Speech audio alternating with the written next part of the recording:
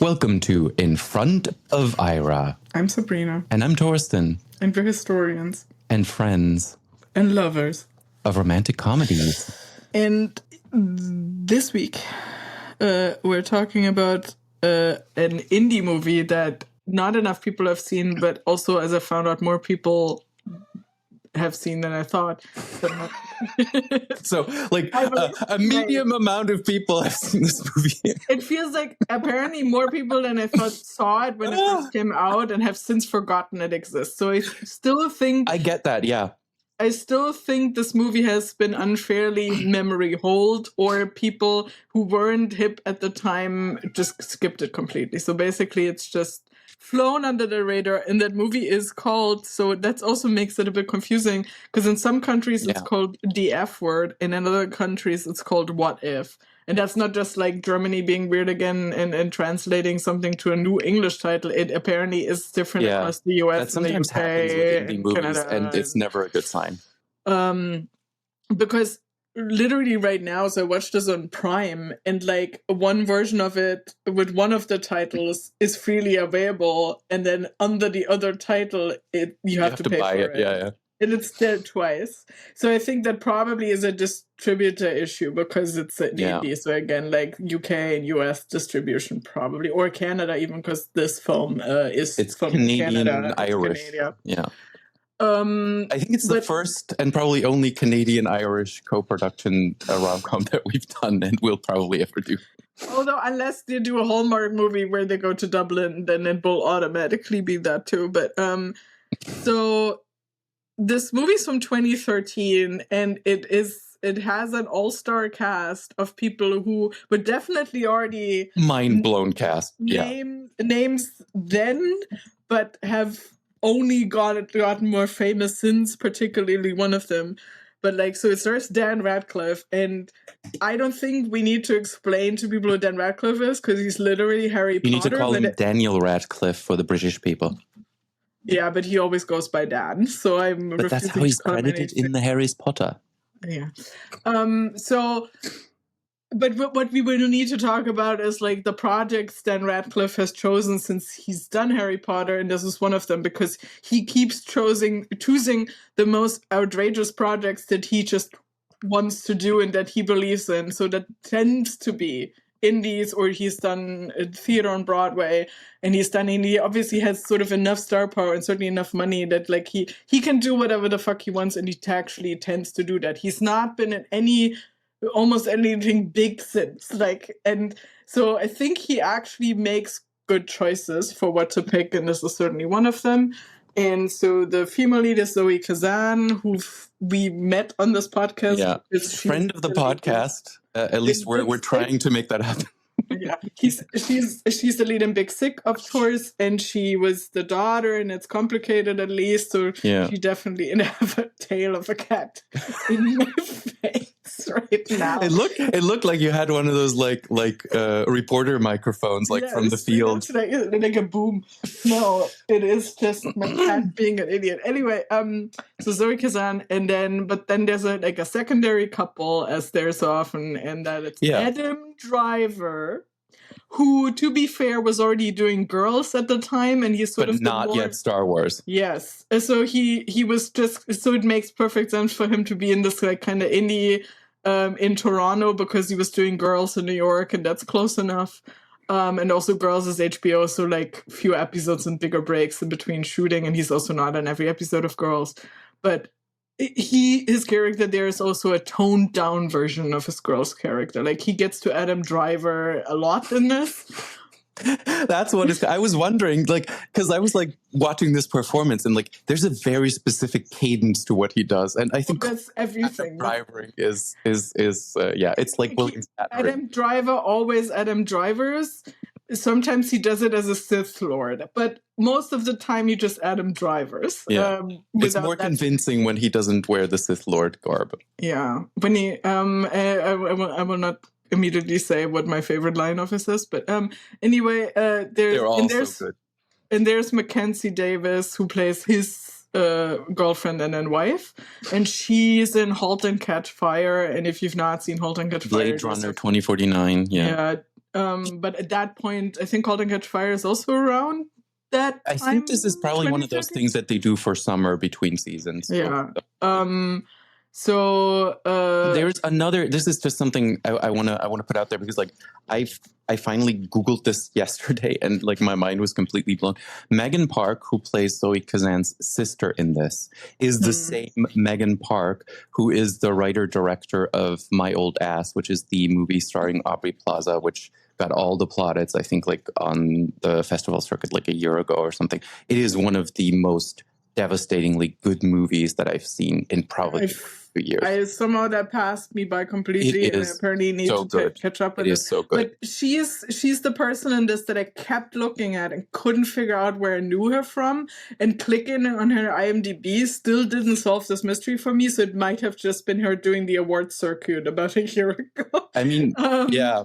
She's very distinct, for sure, like the way she speaks. And then there's Rafe Spall, who plays sort of the wrong, quote-unquote, boyfriend of Zoe Kazan. So the setup of this is like Dan Radcliffe, Wallace, and Zoe Kazan with the weird name Chantry meet. Weird name, but I have to say, like, I'm actually happy that there's a rom-com character with like a distinctive name. Yeah. And so they meet at a house party because their shared connection is Adam Driver's character. Because Adam Driver's character, Alan, is Chantry's cousin and is Wallace's old college roommate. So this is a perfectly normal setup. He's the Bruno Kirby of the piece. And then at the same party, he also meets Mackenzie Davis's character, Nicole, because I don't know where she belongs. She was just brought along to this party, and they also immediately hit it off. Looking for someone else, and then basically makes out with him within like 30 seconds. Yeah. Yeah. And they're the weird, intense couple anyway, because Adam Driver. Again, he's the same person in Girls, just even weirder in Girls somehow. And so, yeah, I mean, first of all, my rant of like, this is how you meet people at fucking house parties by the fridge. And we're not doing enough house parties anymore. And I mean, like, or at least that setup. We used to be a society once. We used to be a society. I mean, like, and I feel like the last time I met somebody I really liked was at least a similar enough setting, because it was sort of like the after party of a comedy show where we all went out together. And I feel like that is the only setup where actually, like, I know people who meet on apps and actually hit it off, but it's just not as organic as being sort of like drunk in front of a fridge at a party. It's just like, this is. I feel like you're exposing all of the potential red flags in yourself when you're drunk at a party. So like, if somebody can, like appreciate you for who you are in that setting, that's probably a good sign. Yeah, or you're often like, you were dragged there, you didn't even want to go, which is the case for Wallace, because at the point when the movie starts, he's hung up on his ex, who cheated on him, and he doesn't believe in love anymore. It's sort of, again, like the tried-old trope of like Billy Crystal and Harry Met Sally spending most of the movie just not moping over his ex, moping. And being cynical about love while he's actually the total romantic somewhere. He just doesn't want to admit it. And so him and Zoe Kazan meet in front of the fridge with the fridge magnets, where he's just forming the wonderful message, love is stupid, and then it turns into, love is like, what, stupid monkeys in a hurricane, something like that. And then she comes back and changes it, yeah. And they have immediate chemistry, and then we get the sense that during the party they kind of a bit lose track of each other. It's not like they spent the whole party talking to each other, but they kind of both duck out at the same time at like, I don't know, 2 a.m. probably, and are like just leaving. And you think he walks her home, because I mean, or they take the same car, or do they think they walk home together. Yeah. Which of course also the nice thing to do. And it's Toronto, so it's safe. She does give him her number, but mentions she has a boyfriend. So it's this weird setup of like, she is with somebody. She even lives with said boyfriend at that house, and she even says like, "I wonder, like my boyfriend probably wonders where I've been, like Ben wonders where I've been." But it's clear she doesn't want to give up on this connection, so it's sort of like, let's do this. But then, yeah, I really appreciated that because it felt like a real thing that happened, right? Yeah. Somebody you hit it off, and like there is not necessarily like not everybody runs. I remember doing this like when I was like in college and like constantly going like, at which point do I reveal at every single party I go to, at every single party, that I have a girlfriend that doesn't live in Canada but lives in Maine, and you do not always, like find the right moment to do that. And so she clearly found the best possible, but still not great to tell him. But then it's settled, right? It's clear. The stakes are clear.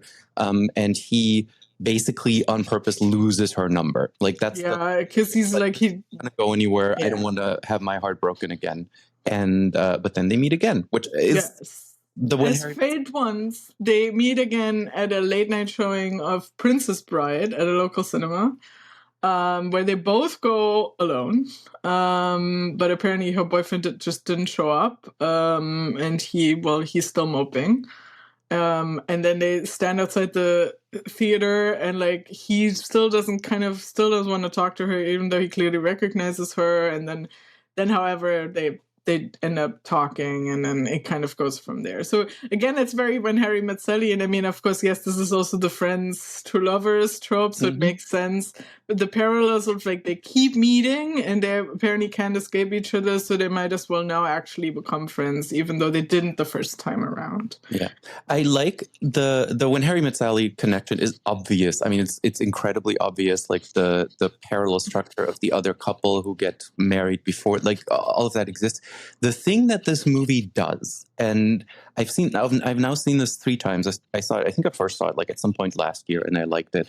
I watched it the second time, and then I forgot a lot of the actual like plot points that happened. So when I watched it again yesterday, I was like completely delighted at what happened. The thing that this movie does is it has a clear romantic storyline. It has the introduction. It has the ending, which goes exactly where you want it to go, which is the exact typical romantic comedy ending. But the point in between, it leads you astray often enough so you don't have basically paint by numbers. You don't have like a hallmarky paint by numbers thing. Enough things happen that could have gone another way, or that you look at the scene and you think it'll go one way and it goes a completely different direction. And it really does that well without it seeming out of character for the world that it builds. Yeah, and it's again, most of like these situations, most of them are believable. Occasionally it veers off into more slapsticky territory where it's a bit over the top, but which is also something rom-coms tend to do. But like, I mean, they also have the thing of like they meet at a diner. So again, When Harry Met Sally, like Toronto's not necessarily the city where I mean, it's true there are a lot of Jewish delis, diners, but like it's still like I feel like that is also conscious. They also have a conversation about pickles, like a pickle jar is just a tomb for cucumbers, something like that. For deep frying is also a thing. Yeah, and so again, they have these like. There's so much banter. Like they have this immediate chemistry, but a lot of it is like this just banter about random things that then become inside jokes later, which again feels absolutely real. Like if you have chemistry, connection with somebody, chances are you will have an inside joke from the first time you met, which they do because, or like they talk about this weird massive sandwich thing, and I now forget the thing that Fool's Gold, the thing that killed Elvis, like, basically. Yeah, like a big bread that is just a massive peanut butter jelly sandwich with I get bacon. a heart attack. Like I feel like I get like heart attack every time I see that thing. Like it's just not. I mean, good. That becomes a little insider joke because he uses it as a reason to email her. And I mean, this is funny because like 2013. That iPhone from 12 years ago, I think is it the 3GS because it looked so familiar. To me, it looked like an iPhone 4 or a 4S. Yeah, probably right after then. 2011 is when I got my iPhone 4S, and like I think you would have still had like an older. No, because if they shoot it in 2012, so this is I'm going. It looked like the 3. It was an iPhone 4S. That's what I'm saying. Like it looked similar enough to like the iOS looked like the 3GS. I remember very well. Like might have been. That's I mean, that was just the one, like 1 or 2 models before that. Yeah. Like, so like that, and it's so weird. And anyway, what is I gonna say? So yeah, like basically, like he uses that to email her at work, and this is how they start to have more conversations and presumably meet up and actually become friends. She also like hesitates to invite him over to her house with her boyfriend, but realizes that that has to happen at some point to kind of re-establish that she does have a relationship and probably also appease her boyfriend, who's clearly immediately jealous because the first interaction he has with him, like with Wallace, when he's when the women aren't listening because her sister is there too, is basically like, "Are you trying to sleep with my girlfriend?" Like basically cut the crap. It's so like that scene, that whole scene is okay. I think we can talk about the set piece that is that scene, which when I was watching this movie, I was immediately charmed by Dan Radcliffe and Zoe Kazan and their banter. And it's the dialogue, it's the direction, but it's also their chemistry. But it's also the dialogue. Like the dialogue is just so good in this, in a very natural seeming kind of way. Like in the way that dialogue in When Harry Met. I'm gonna make that comparison. I think it's on par with that. It's that good. Yeah, it is that good. Which is holy shit. Yeah. So we have not talked who wrote and directed this, and this is the frustrating bit for me because this is directed by Michael Dowse, is probably how you pronounce it. And Elon Mastai and TJ, I can't read my own handwriting. Hang on, maybe you wrote this down legibly. Because the thing is, these people almost made nothing else, or like other indie things. And it feels like this is such a way. So Elon Mastai, TJ Daw, and Michael Rinaldi. Yeah. And there isn't much else. So Elon Mastai is a co-exec on This Is Us, which I sort of get. But like in terms of writing, he wrote Alone in the Dark, which has a 2.4 rating, and is like not like it's definitely also not a rom-com, and that's about it for him. Or them, Elon, probably him. Let's not assume Elon's gender. And anyway, and then TJ Daw. The weird thing is, IMDb is being weird. But I looked them up before, right? And so he's okay. So the thing is, and I think this is also why they haven't done many. The other two are playwrights. Michael Dowd. Oh, this is based on a play.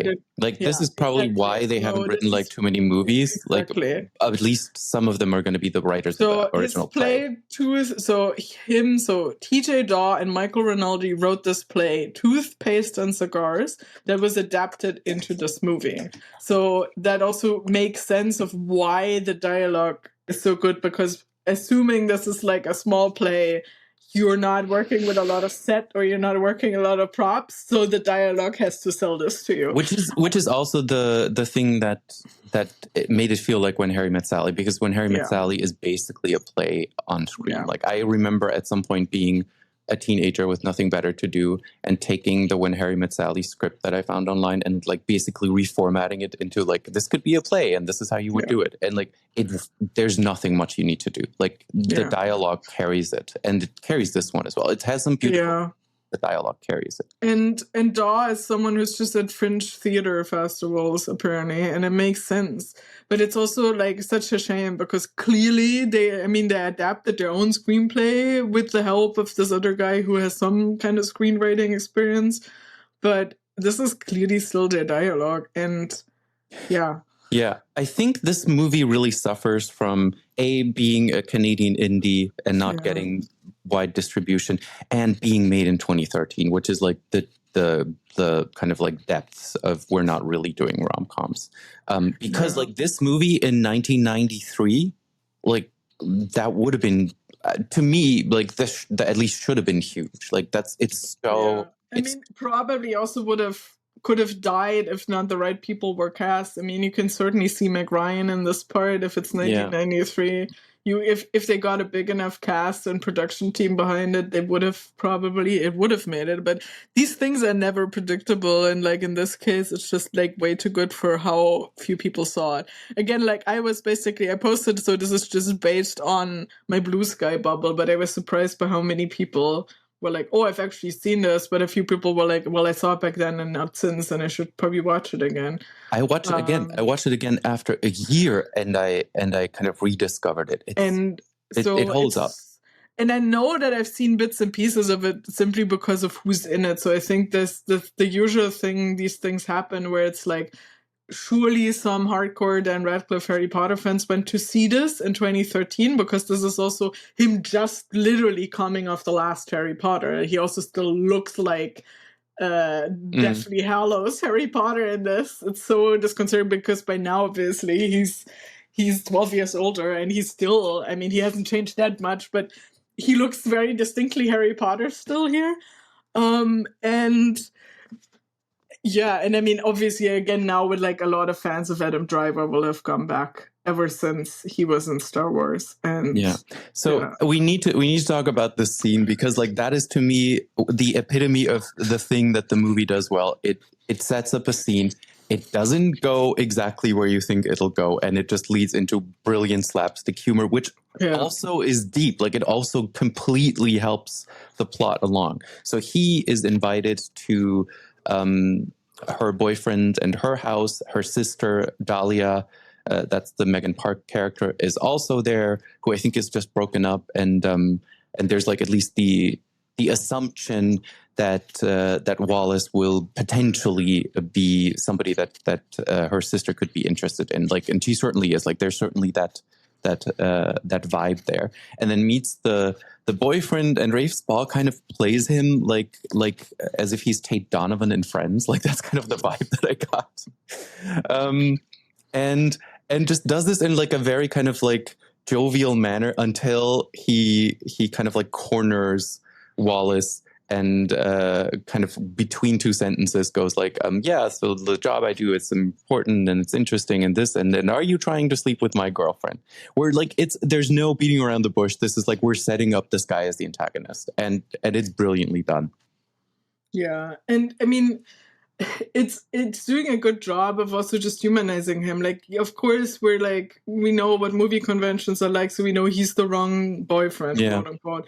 But he's also never so unlikable or such a bad fit for her that you're immediately like, oh, this is terrible. And also, she clearly still is in love with him. Like, they've been together for like 5 years, and it's clear that she's on this precipice of like, this is probably her first long-term relationship. I think they also mentioned this later when she asked Wallace, how many people have you dated before? I think at this point, so this is like her first big relationship from like college age and then after. And I mean, they're starting to run into the issues you're going to run into in your later 20s. So if you have university education, at least it usually pushes that into your late 20s, where he does like, he works for the UN now, and then gets this big like thing of like, he gets to go to Dublin but then also travel around Europe the whole time, and just like has this massive opportunity. And she also in her work, she's an animator, which the film also uses throughout, with like little animations.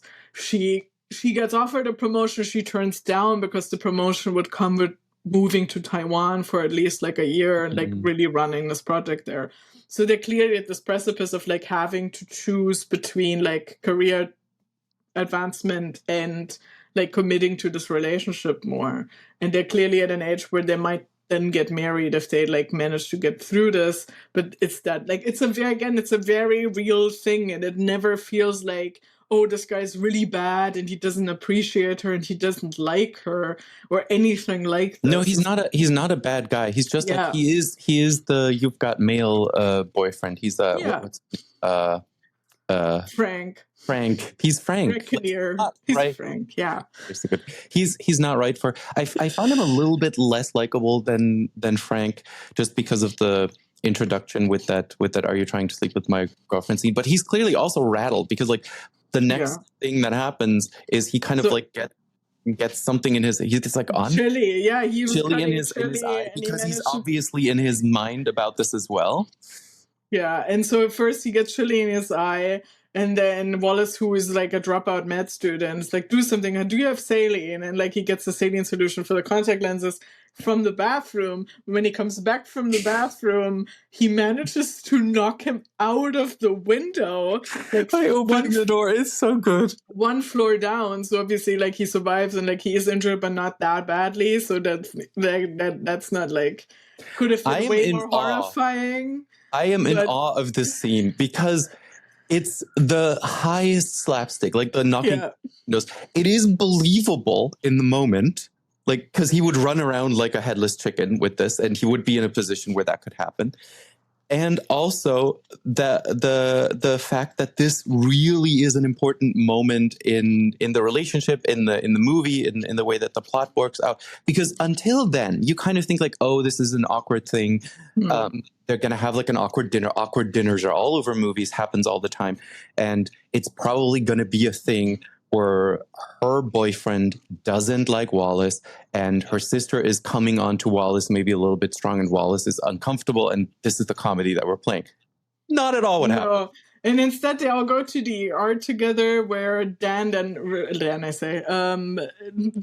character runs into his ex-girlfriend who works there. So like clearly he dropped out of med school because he couldn't stand working around like his ex who cheated on him with like this other doctor, this older doctor. So we get the sense like when we meet him, he's aimless in life because he dropped out of med school and because he was left, and those two things are connected. So he's currently he doesn't have anything going for him, which at some point like Chantry's sister also like rubs in his face, and it's like basically you can compete with Ben. A, they've been together for ages. B, he's like a lawyer and he works for the UN and he's accomplished. What do you have to offer, right? And that is also clearly like it's again the when Harry met Sally thing of like he needs to get his shit together as well and decide what he wants in life. And I mean they all do. Again, she also needs to make the decision of like she should probably take this promotion in Taiwan, and when it comes around the second time by the end of the movie she will. But as it turns out, Wallace is willing to go to Taiwan and then finish his med school there. And that is a possibility, which is sort of the trope of like, if you really want to, you can probably overcome all of these issues. Which again, to me, felt realistic enough as somebody in a relationship that started as people from two different continents who then lived on two different continents, like on and off for years and years. So I like that this is kind of a more realistic relationship than all of the kind of teen dramas where somebody going away to France for 6 months is like the largest, hugest thing. Yeah, but also when you're 19, that feels like I know. Like, but it's just I did appreciate that the way that they handled this. Again, the character of the sister, I really only noticed this on the rewatch, like how perfectly calibrated she is to be what is needed in the story at that moment in time. And you never quite know where you stand with her. She's into Wallace and she makes a pass at Wallace. She's then embarrassed. But then she also kind of like tells him the truth. Like she is kind of the to a certain degree, she's kind of like the choir, the chorus, like the re-chorus. She comments on the whole thing. And also I think the thing is, she's interested in him and she would totally sleep with him, but she also wouldn't date him probably. Like it feels like that vibe of like, and then she also realizes that like clearly Chantry and Wallace have things going on. So whatever that is like she's not gonna mess, or like she would mess with it, but I think she also realizes she might not because that might be weird. And Wallace is the one who also cuts it off and is like, I can't sleep with like. He has that vision of like Chantry appearing. Which is the one time that the movie does this, and I always have a little bit of a problem when movies just kind of weirdly do these things without context. But in this instance, I think it works. Yeah, I mean, she has the little animated things she sometimes sees that are her animation. So there is a bit of, it feels like that movie has that little bit of like magical realism to it, but maybe didn't have enough budget to do more with it. I mean, maybe just making her appear was cheap, obviously, because they don't do anything. It's just clear that she isn't actually there. He's like sort of imagining her being there. But I feel like it kind of fits that because it's also sort of that inner world of like both of them living in their heads maybe and doing that. Yeah. Also, more good dialogue we need to talk about. So she gets to try on this dress that ends up being too tight, and he needs to, like, she's in a changing room, and like gets stuck in it, and he needs to come in and get her out of it. And she's like, "Wallace, are you alone?" And he's like, "What, in life?" I'm like, "No, in the hallway." Yeah. This is why Daniel Radcliffe is such good casting in this, because like he's convincing doing this kind of like over intellectualized kind of like tortured soul thing. It's so funny. It's like, and also in with their banter, because they do talk about the big things and the small things, and they just have this instant connection, which is just like always when you have that with someone, like the conversation, it doesn't seem weird that he might have said that, right? That's the relationship that they have. Yeah, exactly. And it's just a lot of this dialogue. I'm trying to look at all the lines I wrote looking down. at my notes and laughing. There's great dialogue when it comes to the Cool Whip discussion. Like that's a whole thing where she brings up at some point that Cool Whip had like 10,000 different versions of what they should call themselves, and then went with Cool Whip, and how weird is that? And it doesn't work when she then goes to Ireland, and there's this German guy like there who basically like kind of like shoots down the whole premise as we talk about like how weird it is that Cool Whip is called Cool Whip, and he says, "I've had the Cool Whip, I prefer the fresh cream." Is he German? I thought I think he's German. I think he's German. He felt German to me. Also, in that scene, because now looking at the IMDb, I looked at that woman that's with him and was like, where do I know her from? And now realize it's Game of Thrones. Oh, and I did not see that. And she's Una Chaplin. She's Charlie Chaplin's granddaughter. Ooh. Interesting. Oh, so there is kind of a connection to the dialogue in When Harry Met Sally in there, if you think about it. Anyway, Charlie Chaplin had children when he was very old. That's part of the dialogue. Right. There you go. Yeah. Yeah, it is just also so what also makes sense for like the Bruno Kirby, Carrie Fisher couple is just they're wackier because they're Adam Driver, Mackenzie Davis, but they also have a kind of interesting arc, because again we also see them meet and we see their whole relationship unfold parallel to Dan Radcliffe and Zoe Kazan's characters, and so we get this idea that they're both really intense and that maybe they're you kind of always expect them to break up and have a messy breakup, because they're clearly like sort of out there, and it's always these like grand declarations of love that are borderline creepy, and they're always just making out everywhere and it's just really into each other physically, but you always expect that. And then instead they end up getting married and having a child. Yeah. Again, the movie doesn't go where you expect it to go, and it does it in a very natural fashion. Yeah, and I think and I think that's an interesting kind of foil to create, because I mean, as they also say, like, so when they get married, Wallace also says, like, you know, when you have that instant connection, like he talks obviously about the fact that they got together at this party that he was at too, and that you saw their instant connection, and like obviously talks code about his own meet cute at that party with Chantry, who's also there because again she's Adam Driver's cousin. And so you see those like two paths converge with like and I think there's also the aspect of like when they always discuss, you know, real life sometimes gets complicated and messy, because a lot of this is also about cheating, and because so I mean he was cheated on, so he's obviously very against adultery and very against things. And Adam Driver, that's actually really well set up, because there is a version of this movie where that's not thought through, where he just comes across as this kind of like goody two shoes basically, but like because he never makes a pass at Chantry while she's with the boyfriend, like he never really considers that, and until like very late in the movie, and for him to have this past of his parents basically both cheating on each other, and him having grown up a child of divorce from that, and not having had a good time with it. And then when it happened, when his girlfriend cheated on him, that was grounds for him to break up with her. Like there was no, let's try this again.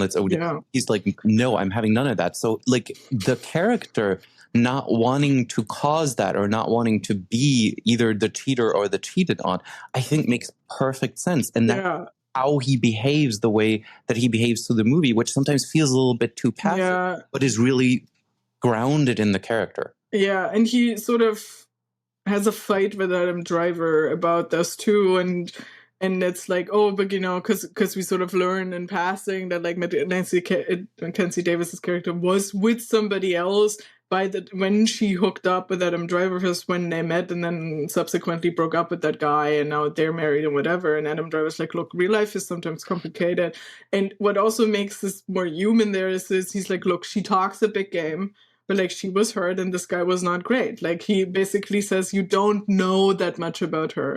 She just didn't carelessly cheat on this great guy or whatever. It's just also that she was officially with this other person who didn't treat her well and was probably stuck in some toxic or even abusive relationship. And she got out of that, and now she's with me and we're actually work. And I'm, you know, and that doesn't always justify everything. But again, life is messy, life is complicated, and you sometimes need to see that there's gray areas to things that you might not even have been aware of at the time. And, you know, and so that also grounds them as a couple. And you suddenly see that, like, this makes sense, that this isn't just some impulsive decision to get married or something. And when they get married, what I really liked also in terms of dialogue, when she's like, you know, getting married is just believing in the best case scenario. And sometimes you just got to take the shot and believe in it because, you know.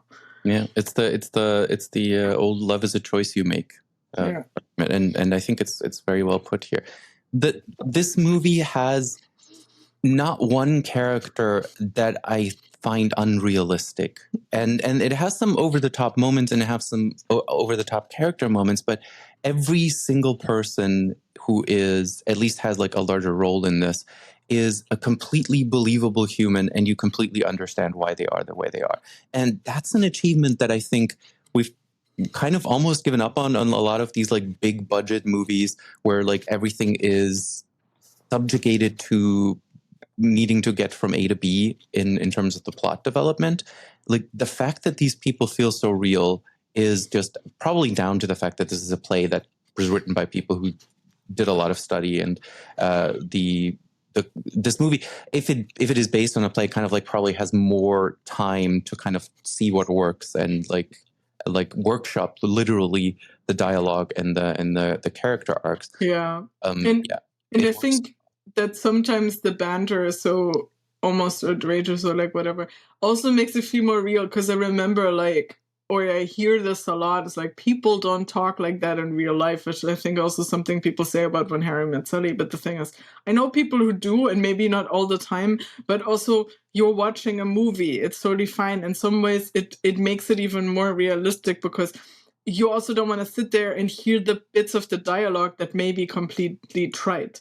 When the criticism about When Harry Met Sally at the time when it came out was like, they never talk about their jobs. Why don't they talk about their jobs? They only talk about their relationships. And Nora Ephron was like, I'm sure they talk about their jobs. Those are just the bits you don't see because they're not interesting to the story we're telling. I'm sure all of these people also talk about, oh yeah, I had a bad day at work, or like, did you call like aunt whatever because they're cousins, like whatever dialogue. And real life works like that, right? Real life only has sometimes good dialogue, but it only has it in terms of the highlight reels. I know somebody who works on Big Brother here in Germany, like the reality or OG reality show. Yeah, and you want to cut the good bits. Right. If you do story editing for that, that means you look at all the different cameras and all the different microphones, and you look at the conversations that are interesting. And those are the ones that you're going to put out there and cut together for like the actual broadcast show.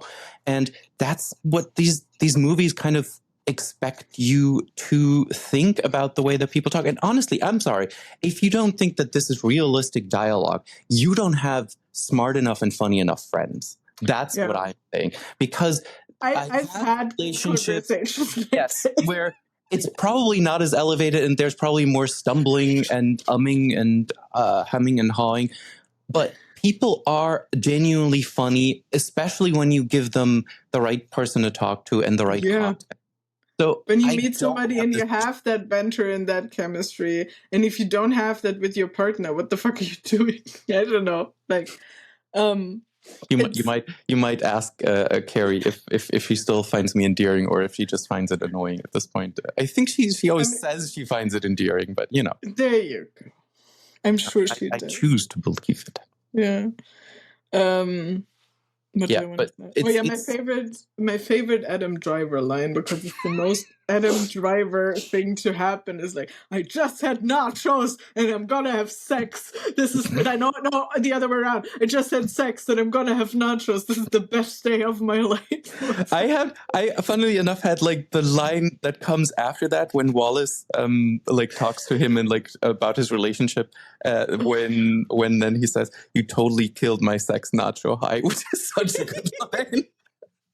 Yeah, that's universally applicable like line. Use. Oh, so good. Yeah. He's really, really good. I think he is the most likable version of Adam Driver in this movie. Yeah, because like his girl's character is, he starts off very unlikable and then intentionally gets made more likable because they clearly made a decision of making him a more permanent love interest and keeping him around because he's Adam Driver. So like the late version of his character on Girls is close to this one, but he's still a bit wackier in Girls even. But like, again, this is clearly casting based on him in Girls, and it works perfectly well. And I mean, he has other range. Again, he is Kylo Ren and he's done other things, but like he excels at like just again being Adam Driver in everything he does to a certain degree, because I think he also consciously knows that he went to Juilliard. He knows what he's doing. And like he knows he gets cast for those characters because he has that quality to him, other than also having a certain look that isn't immediately like leading man material or anything like that either. So he just knows what to do with that. I mean, this is kind of your classic middle upper white people rom-com that is set in North America, but you know, it knows that it is, and it does everything well that comes with that baggage. Yeah, I also like that Dan Radcliffe doesn't change his accent, and it doesn't matter because he just went to college over there. It's just like they didn't want to. For a while, I didn't know where it was set. I was like, wait, why this must be set in London? Why is everybody like talking with an American accent? Until like you see like the CN Tower. Skyline pretty early on. I was like, the thing is, I saw the buses and I was like, this looks familiar. Why does this look familiar? Is it Chicago? No, it's not Chicago. And then it's like, oh, okay, it's Canada. Yeah. Which happens a lot when you watch Hallmark and they're supposed to be Chicago. Sidetracked, I watched a Hallmark movie yesterday and it was supposed to be Chicago, but it was shot in Ontario. And I swear to God, in a background shot, they only did one and then the rest of it is in Antwerp anyway. But like they had one street corner shot where I'm sure in the background there was like a red, like I'm sure it was a Tim Hortons. To be fair, there's like 4 Tim Hortons in the United States, so but and I mean, there's always something a little off about it, right? It's also that uncanny valley feeling of like if you visited the US a lot and then go to like Toronto for the first time, you constantly have that feeling of like, it's like going to the German part of Disneyland where you're like, you know what, this does look like there is no German there's no German part of Disneyland. There's Germany and Epcot. We need to get our facts right about Disney theme parks on this podcast, otherwise I wouldn't be doing my job. Anyway, but yeah. Do you know something about Disney theme parks? This is new to me. Exactly. So the thing about Toronto, or Toronto as they said, I want that to be more of a location, like an actual location where things are set, because so many things are filmed there anyway. And it has kind of like, especially when it comes to rom-coms, it has aspects of New York and it has aspects of London. I think it's a perfect city for this kind of story. So and it has very picturesque places. There's some scenes from Toronto Island. It's it just should be, people shouldn't be afraid to actually like show it for what it is. And I think the only reason they don't is a huge American market, which doesn't understand that other countries exist. So or they make the mistake of like somehow assuming that because the screenwriter that is American, like US American, at some point put in Chicago, but then or New York, and doesn't actually use the locations, that you could easily simply change it if you're already filming in Toronto. And I think they don't bother. I mean, because if you need like specific, if you use location the way Nora Ephron uses the Upper West Side or whatever, then of course you need to film there, and then it's pretty clear that you can't just do that in Toronto because people will notice. But like in this case, like just use wherever you're actually filming and make it work. Like the story could happen anywhere, and I think you could do the same story in New York. You could do the same story in Chicago. You could do the same story in London. But at least they're using nice locations, kind of showing off Toronto here. So like Dan Radcliffe keeps sitting on this roof of the house. He lives in his sister's house. Also, his sister feels criminally underused in this. She only comes in right at the beginning, and then later in the end. There's like three entrances in this, Yeah, so he has a nephew that like he lets watch horror movies when he shouldn't, but like I thought his sister was gonna play a bigger role because he currently lives with Say Anything thing, right? Yeah. It's a little bit that. It's that setup, and he currently lives with her because again he like sort of his whole life fell apart. And so he lives in the attic and then climbs on the rooftop. And the thing that I only just realized on rewatching is that the little scene where he babysits her son, or like I guess babysitter, he lives. I mean, he's the uncle. So, and they watch the horror movie, and where he tells the little kid to close his eyes, like just basically like as a like I'm supposed to say this, you don't have to actually do it. That's picked up in the scene where he crawls into the stall where she tells him to close his eyes. And because it's really hard to like get, like help somebody like do anything with clothing without seeing it, he actually does open his eyes, which is like one of those like moments which for a bit seems a little bit creepy because she told him to close his eyes, but also like, how is it going to do that? See there? But the fact that that's actually like built into this scene didn't occur to me until the third. Also, and then obviously the other one is when the two couples go like on a camping trip together, and Adam Driver and Mackenzie Davis fuck with them and take their they all go skinny dipping, and they took their clothes away and leave their leave a sleeping bag for them to share because they're clearly trying to finally make something happen between them. But she's still with Ben, and at that point in a long distance relationship with Ben. So they don't appreciate this because again, there are two people who don't want to cheat on anyone, and the other two are just trying to do a good thing and trying to speed this up, but it actually fucks things up more. Which also makes sense for them because they don't have those moral hangups, right? They specifically they just think they should be together. Come on, guys! You will figure this out with the sped guy who's away anyway. But they go skinny dipping, and then she's like, "I'll look if you look," and and there's this tension, and then nothing happens after. Yeah. Also, Dan Radcliffe doing nudity is it's always funny because he clearly has no hang-ups about it because the first thing he did while he was still sort of, or just when he was finishing that Harry horse Potter, thing, that horse play, he did equals, and he was full frontal, which is again one of those where he was clearly making a conscious choice of I want you to take me seriously as an actor, and I don't give a fuck. I will pick projects that I just want to do, and it's. I also love the way that scene was played because when she says I'll look if you look. You see, he kind of just still almost tries to keep his eyes up here, and she clearly looks down. It is such a funny visual, and I don't know if that's in the direction or if that's a choice that the actors made. Oh yeah, I think with that, I mean, funny. It is so funny. Just the image, right? There's no words. It's just so well done. Yeah, and then it also fits with her. Then at the same time, still kind of rejecting him because obviously she's with Ben and all of that, and kind of there's a climactic scene towards the end when he comes back. There's because this is a rom-com, there's a lot of random flying places. Yeah, I literally had to start watching this. Like, any true love story needs airports. Yeah. Even I post will 9/11. die on this. Yeah. I mean, even when Harry Met Sally has like an important scene at an airport, even though none of them ever fucking leave the Upper West Side, except to go to Katz's Deli downtown.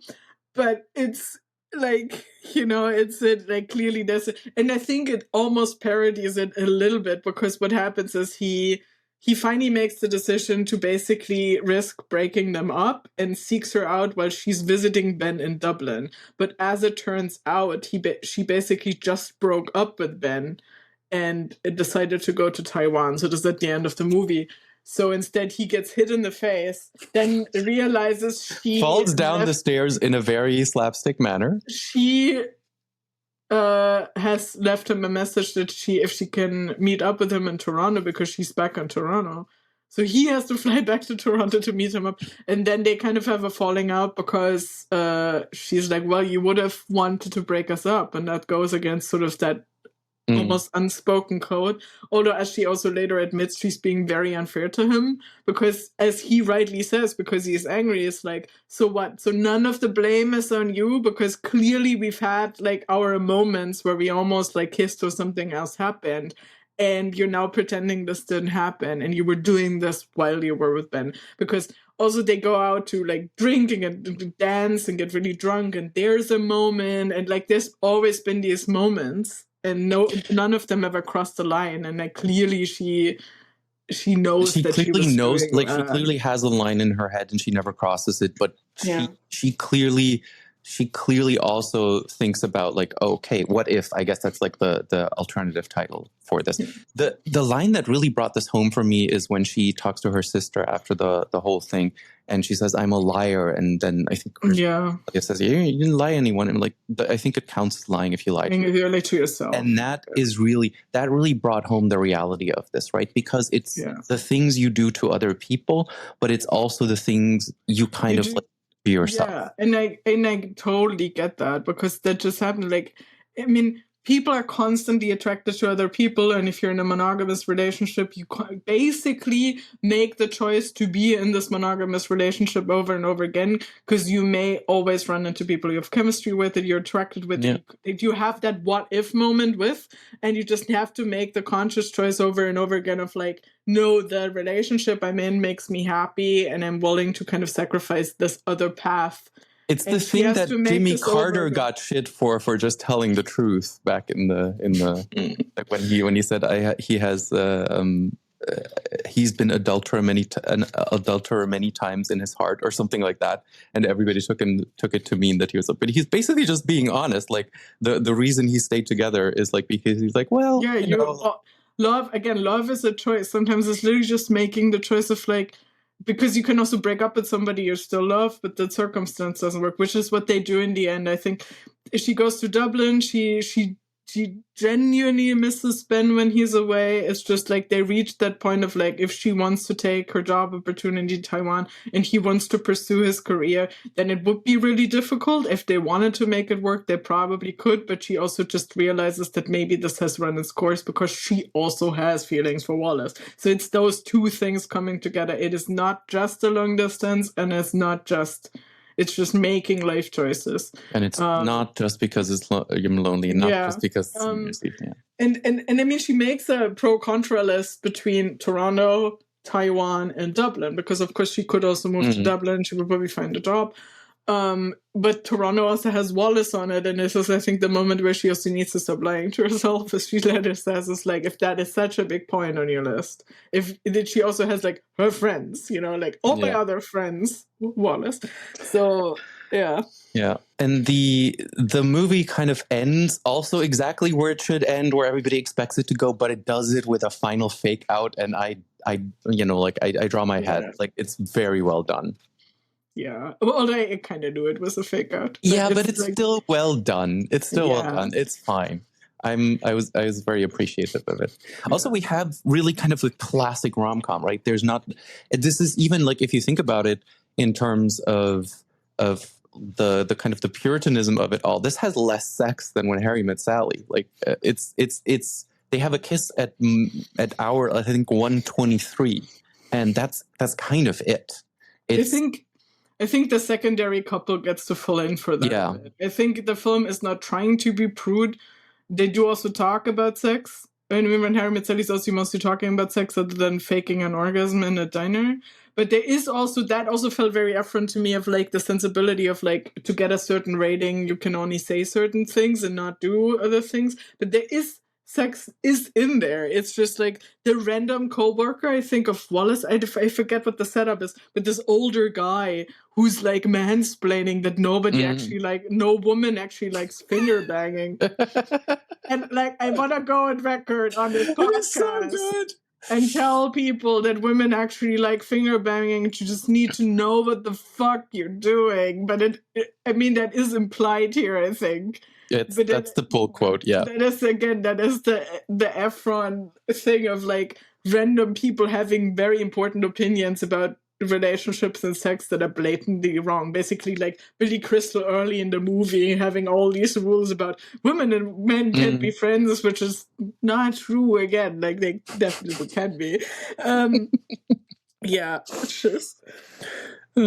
That's a funny little scene because mostly because of Radcliffe's reactions, like the way that he plays the kind of like when the guy says, well, I guess I think that's it, and this is over now, and then he goes like, oh yeah, God, I hope so. It's well done. I think it's really kind of hard to, like, we talked a lot about like the plot points of this movie, the way that it works because of the cat. Like a lot of things came together for this to work, and I'm going to say honestly, I love this movie. I've seen it 3 times now. I really liked it the first time, and like rewatching it now, I'm like, this is really on par. Like I'm not even like being hyperbolic. This is like When Harry Met Sally level of things clicking and working together. It just didn't hit the cultural mainstream in the same way. Yeah, because production, right? It always comes back to how the industry works, and it's Canadian, it's indie, and all of these things. It's indie. It was indie. at the Toronto Film Festival, which makes perfect sense because that's exactly where I expected it to be. Also, because the Toronto Film Festival has a lot of great stuff. It just then wasn't picked up by a bigger distributor to make a bigger deal out of it. What else did I want to say? There's a line in there, I'm having a bad life. I think that's Wallace. That's so good, yeah. But no, what I also like just wanted to say is like, the more of his I see, the more I just love Dan Radcliffe. I mean, I've seen him actually twice on Broadway. I've seen him do How to Succeed in Business Without Really Trying ages ago when he did that. And I recently... Fun fact, in Munich, Carrie's boss was the daughter of the person who wrote that. How to Succeed in Business Without Really Trying, and she was at that premiere, and she met him, and I was like, "This is like, it's like one of those things, like one of those things where like I haven't had contact with this person for like a good long while, but like this is just like one of those like, oh wow, interesting. This is my secondary thing of like everything is connected. He's connected, yeah. But he recently did Sondheim, and why I'm not remembering what the play is called. Well, he did Sondheim with Jonathan Groff, who finally won a Tony for it, and they did a pro recording of that. So we will apparently get to see that. I don't know yet. They haven't revealed yet, I think, where that's going to stream or whatever. But definitely watch it. I saw it. It is amazing. I agree with Mandy Patinkin. There's an anecdote of like Mandy Patinkin coming to see it. And like after Dan Radcliffe has like this very Sondheim, incredibly fast-paced song in it. Like just very fast-paced dialogue that is sung. And Mandy Patinkin apparently jumped up in second row and shouted, "Bravo, bravo." And like, and obviously like from stage, they didn't realize who it was. And then later realizes it's Mandy fucking Patinkin. And I mean, that's probably the highest praise you can get on Broadway, like right after Sondheim himself, who's now unfortunately passed away. But like, yeah. No, he's really, really good in that. And Jonathan Groff and Lindsay Mendez. And of course, in this movie, Zoe Kazan, like I just like, I'm head over heels for her performance in this. I feel like you can put her in any of these. Like she was so good in The Big Sick, And she kind of like played a similar character. I mean, she maybe is doing a little bit the Adam Driver thing as well, but it worked so well for that character. It worked so especially well for this one because you kind of look behind her eyes and you kind of understand how she's torn about things, but you also understand the way in which she's in her own way and cannot do the things that she maybe wants to do from the jump. So her performance is like, I'm swooning. Again, in the real life aspect of like the final kind of the big monologue of like the gesture of her going away to Taiwan, they both bring that massive sandwich as like this their first ever inside joke. But then there's this really nice monologue that is like, it's not because New Year's Eve of that movie is just him like once you realize that how quickly things can fall apart. If you have a good thing, you're not going to give up on it. And that is the most real life, once you made it past your mid-20s thing to realize of like, relationships fall apart, even if they were working, people die, your job, you might lose your job. All of these things, none of these things are ever permanent. So if you have something like this, just hold on to it and you will figure it out, which they do. They end up going to Taiwan, they come back together. They just wanted to, and they made it work. Yeah, it's the Ferris Bueller of it all. Life moves pretty fast, right? Yeah. Again, love this movie. Everybody should watch it. If you want a reasonably recent, really good rom-com in the mold of the classic rom-coms of the 80s and 90s, this is one to watch. And if you don't like it, then I don't know what to talk to you about. I don't. Yeah, actually, I never looked up the ratings because people are, of course, stupid. So this has very few ratings. No, wait, this is the wrong. It's 6.8, so it's higher than a bunch of them. But also, again, I don't think there's one that we've done that's like higher than 7 or lower than 5 something. Yeah. Like in terms of rom-coms, this certainly is like is like a 9 or 10. Like if you grade on the scale of like the Roger Ebert thing of like, what is this trying to be and do and how does it fulfill that? To me, that's a perfect score for this one. So tomato meter is 74%, 69 popcorn. That's low. So for once, the audience did like it a bit better than the critics, which is also weird. Because I mean, this is Toronto Film Festival, so a lot of people would have reviewed it. I think people probably don't appreciate movies that are kind of, there's nothing clearly innovative about the structure of it all. I think it does its innovation and its new things within the structure, right? Kind of boxed within them, and it goes exactly where you want it to go and where you think it'll go. So in that way, it's not unpredictable. It's kind of a completely predictable story. So maybe people don't like that. I find that actually, just like from a craftsmanship point of view, Also, funnily enough, all the reviews mention When Harry Met Sally, of course, because at least the people that know what they're talking about. There's a guy called Richard Cruz that I agree with is like a persuasive attempt to reclaim the rom-com from the Barrymore method, copyright, and bring back the golden years when Harry could still meet Sally without all the annoying Heigelisms in between.